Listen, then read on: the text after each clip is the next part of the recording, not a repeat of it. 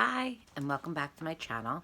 I'm Candy Kaboom, and you're watching my channel, which is about mental health, how I cope with it, partly a video diary to my daughter, explaining why, and hopefully I look back at my progress, or even help someone or something someday. So let's see, today I was going to speak about the obvious, my new hair. These are my dreadlocks that I put in the other day. My hair is locking. These are new. And then I put in, this is my old hair. I had dreadlocks for about 7 years. They were colored, and then I colored them back to my natural dark brown, dirty blonde brown. So it is all my own hair. I lightened some of the bottom, but like I said, it's older and brand new, so it should all lock in together. I am a licensed hairstylist and specialized in doing dreadlocks and locks. And yeah, it should be really awesome. I change my hair. It helps me to cope, deal, gives me that, yes, that, what's the rush called? The manicness. Sometimes I crave it, actually. I was diagnosed with schizoaffective disorder, bipolar type.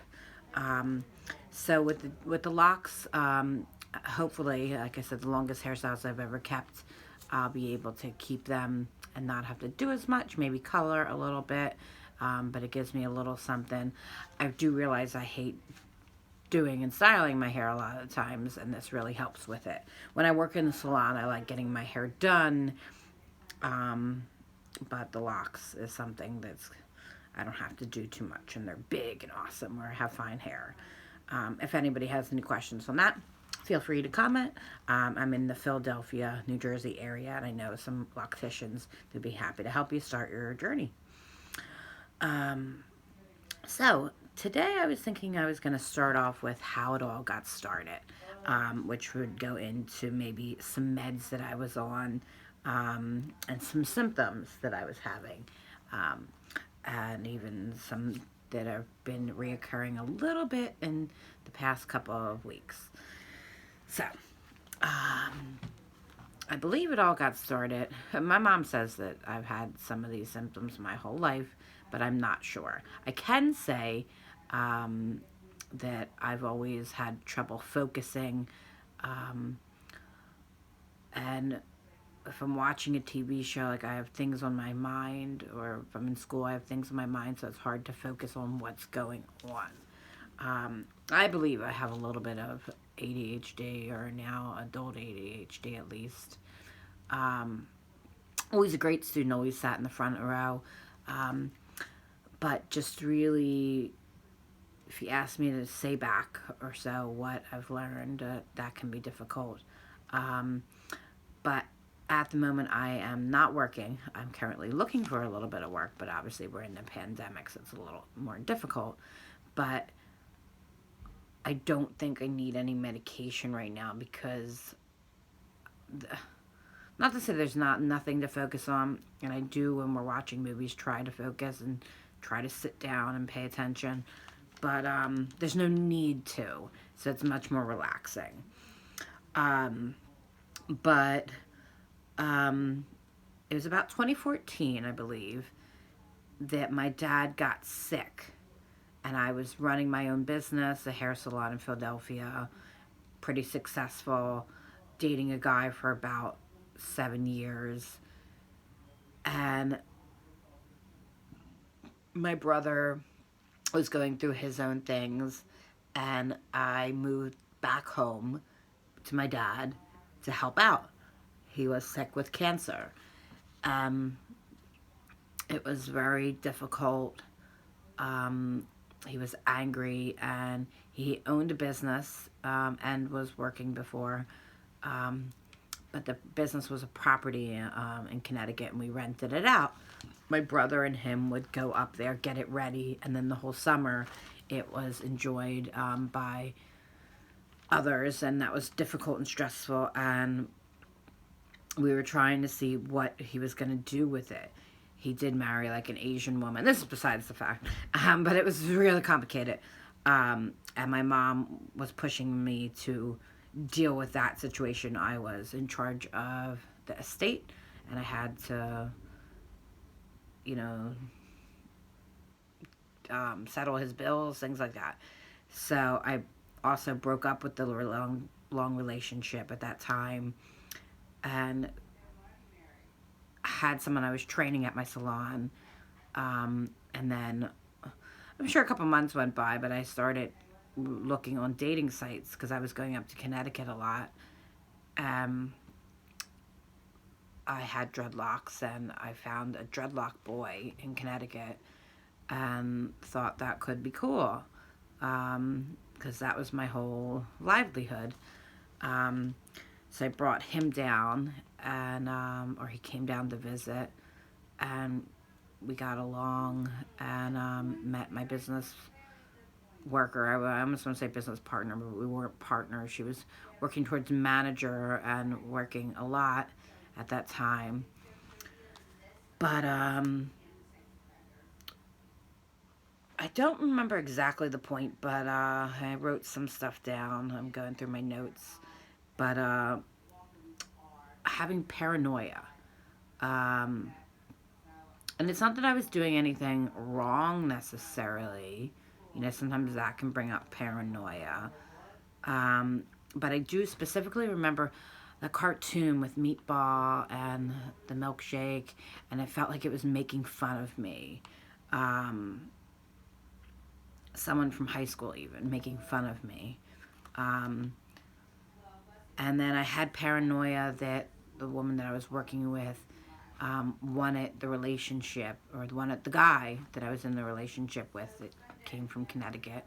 I heard the way they were talking, and it was really just getting to me. They were being real proper and being like, put this in and blah, blah, blah, but it sounded perverted-esque. I don't know, has anybody had these scenarios happen? And then seeing things, there was a window, and the way the curtain was, it was like a stage, and the things outside, I wear glasses and contacts, so without them, I saw things in the shadows and the silhouettes at night.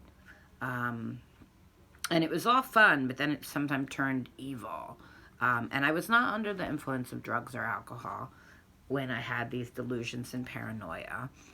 And I believe this was all the start of it. So he would go back to Connecticut and come back up and down to visit, and I would go up and down dealing with the property that I had, and it was just very stressful.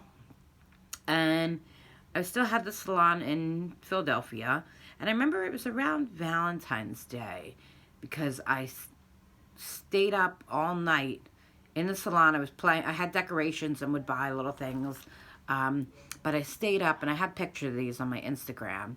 I decorated the window, like with the curtains, kind of like what I saw in the Silhouette one of those nights. And I had a big dress form, and I kind of made it like Cinderella-esque, I guess you would say, with the birds and the dress form.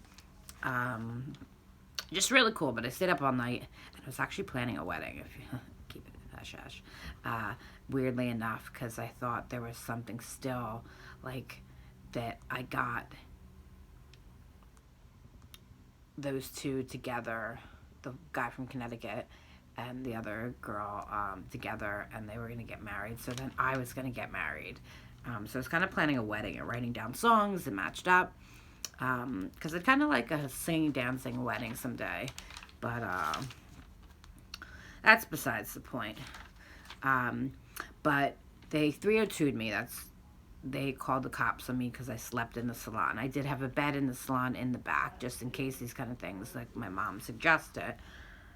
But that's part of it, is having so much energy and not sleeping. But it was just one night, so I don't know if it really needed to be happening. Like I said, I'm only recently coming to terms that I have these issues. but I had a exuberant amount of energy, paranoia, delusions, and I guess the delusions, but it could have been true, is that those two liked each other and they were ganging up on me. But I did, they called, 302'd me and called the Philadelphia police, and they picked me up at the salon, and I left. And when they pulled me away, I was just like, how can they do this? I didn't do anything wrong. So I did like a kick off the truck, and I was like, give me liberty or give me death. And I think I called for a Will Smith. But just because that's another sign is that you're like a superhero, you have superpowers. And I just remember they gave me a needle when I got to the hospital, a medication called Haldol. At first, I denied it, and then they gave me the shot of it. But, and then they diagnosed me right off the bat. I think they asked my friends a couple of questions. But I wanted to get back to that hospital and sue them. But, so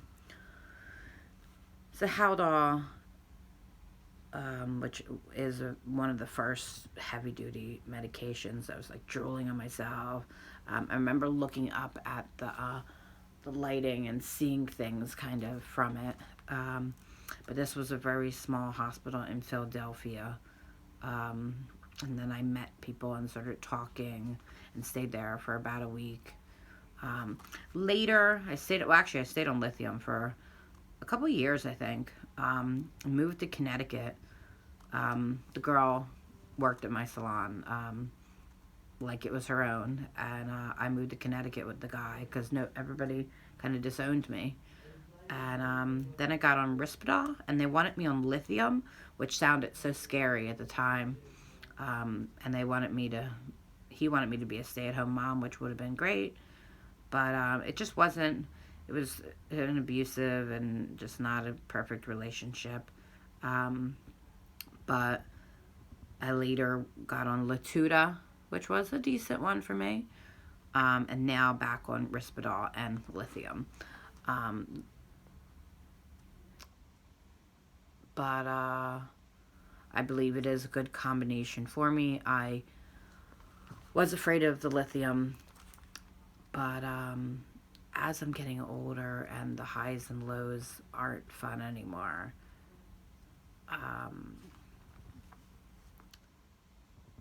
you do gotta watch certain things. Like I have been liking to drink Diet Coke, and the salt in the body can affect it.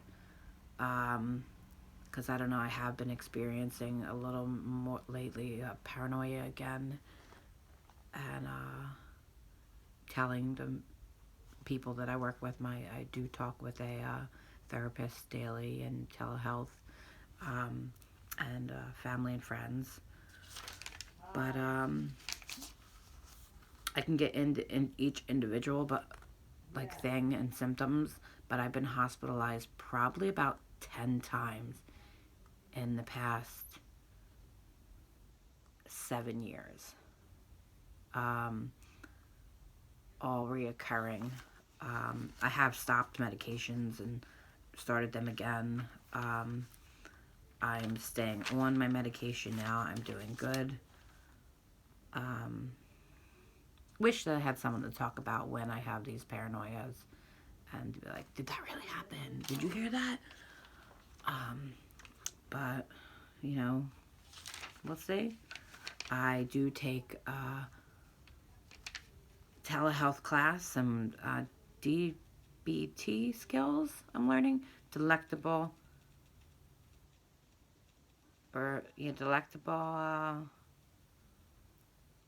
no, I don't remember exactly what that stands for, but skills,